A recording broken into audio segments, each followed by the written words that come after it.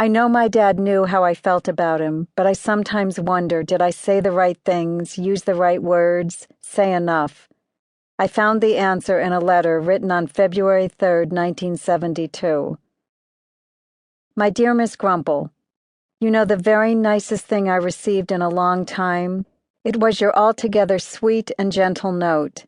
It's a funny thing, Nanny, part of this generation gap, and the part so different than my recollection of growing up, is the apparent mutual disinclination to admit affection. Oh, we say it. We write it on occasion, but it's ritual and it seems to come from embarrassment. That's why when you mentioned the funny little remembrances of things we did and said when you were little, I felt warmed by it. Not only that you remembered, but that you felt at ease enough to broach them. And do I remember them? Nanny, Whitey. Too hot to hold paddles.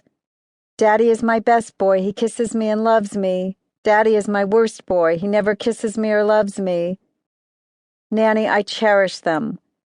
They're like a treasured photo album inside my consciousness, or like baby shoes in bronze. Oh yes, I'll remember them.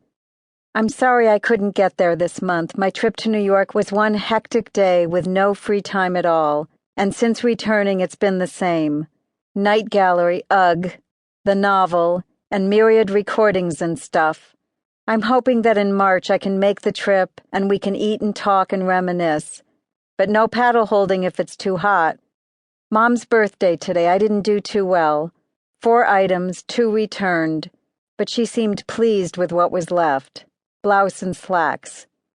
Your gift will no doubt come tomorrow or over the weekend and she will write you herself. What else? My son and my grandchildren, here he's talking about our animals, are all fine. Mom and I leave for Mexico on the 11th.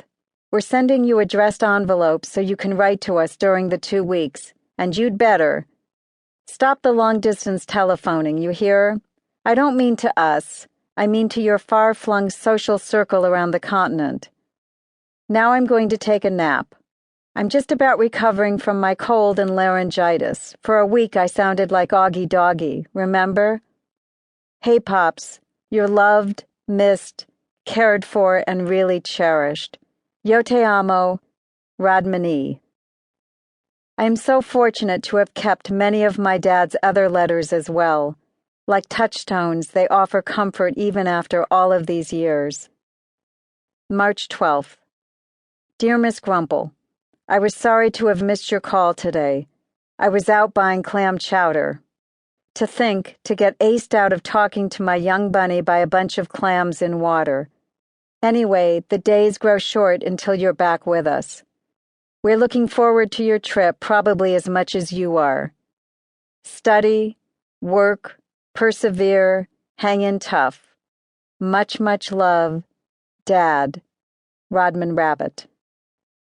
October 27th, 1972. Dear Pops Grumple, as usual, I was out meandering in the academic, teaching at Auburn Community College when your phone call came. I was disappointed that I wasn't here. Now, what follows isn't necessarily meaningful. It may be one of the less memorable letters you get from anyone.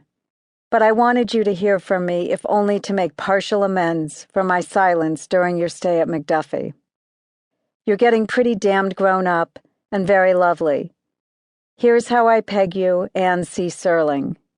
You care for human beings, and I suppose in the final analysis, that's how you ultimately judge the nature of a person.